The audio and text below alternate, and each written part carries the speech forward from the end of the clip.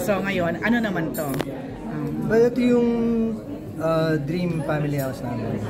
Finally, nakapagsimula na din. Yun na, nag-groundbreaking na ngayon. Sisimula na yung construction. Yun. So, hindi pa yung bahay na tinitiran nyo ngayon. Ang inyong dream house pala. Iba pa. Okay. So, willing kang ipapanood sa mga anak mo pag pinapatay ka sa TV? Well, siguro pwede nga skip yung mga parts na yun. Bukod dun sa mga eksena na violent, marami pa silang pwedeng panoorin na kapupulutan nila ng aral. With your guidance, siguro ikukwenta mo parang lesson doon, mga ganun, parental guidance talaga. At siguro yung pinaka-lesson doon, maging maayos yung relasyon natin sa lahat, lalo na sa mga karatig bansa natin. Dahil kailangan tayo yung magkakapit bahay. Kailangan ayusin natin yung relasyon natin sa bawat isa, lalo na sa mga ibang bansa na ayaw natin maging kalaban, ayaw natin magkaroon ng gera ulit sa Pilipinas. So, yun, ingatan yung mga relasyon sa bawat isa. Kumusta na si Jazz after that gala na hindi nakadala si Jenny? Kasi okay na naman. Yung time lang na yun, syempre, minsan may mga tungkulin yung mga ina na hindi pwedeng pagpaliban, di ba? Lalo na dun sa mga moments na talagang kailangan siya ng anak, di ba?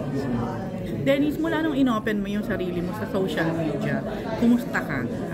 Siyempre, hindi lahat positive, may mga negative din na mga comments, mga ganon. Kung paano mo siya tinetake ngayon? Saka may nabago ba sa'yo?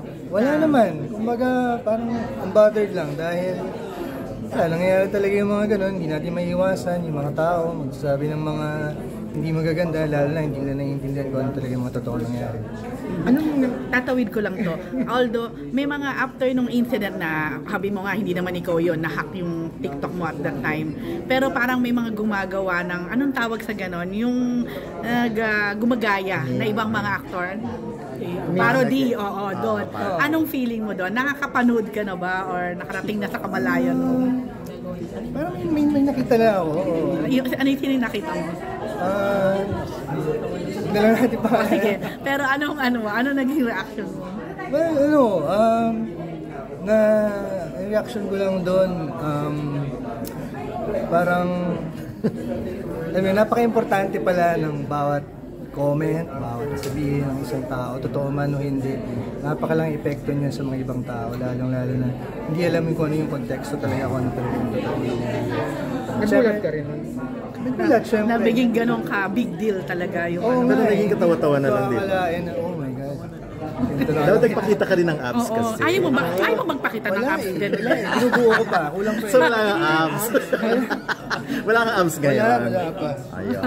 Pero nagkaroon ka din ng conscious effort na ay talagang iba ngayon. Parang konting salita, kahit hindi naman ikaw talaga yung sinasabi. Na mag-magnify. Talaga dahil syempre lahat may freedom para mag-comment. Lahat may freedom para sabihin kung ano man yung opinion nila, di ba? So, well, kailangan siguro mag-ingat na lang sa susunod, mag-ingat sa mga sasabihin, lalo na kung talagang hindi mo na nun talaga alam yung konteksto ng totoo. Saka baguhin ang password. Ay, baguhin mo. Baguhin, tama yan. May isa pa akong curious, kasi nag-gala na, nag-GMA gala. So, na-meet mo din doon yung mga ibang ABS-CBN executive. So, ano sabi nila sa'yo? Alam mo, unang pagpasok pa lang namin, sila vice ganda natin, yung mga member ng Showtime yung nakita namin. So, okay naman. Sinabi pa kayo, uy, congrats. Congrats, meron tayong MMFF, kasama tayo sa mga pelikula. Oo nga pala, di lang ako naalala. So, okay naman, wala naman nagpakita ng abs sa kanila doon. Wala formal na event kasi. Pero nakita namin sila Mr. M, sila Miss Marion, lumapit ako sa table nila para magbigay ng pugay, magbigay ng respeto. Gulat ko talaga sa mga basher na. Oo, grabe pala. Pero sana na-bash.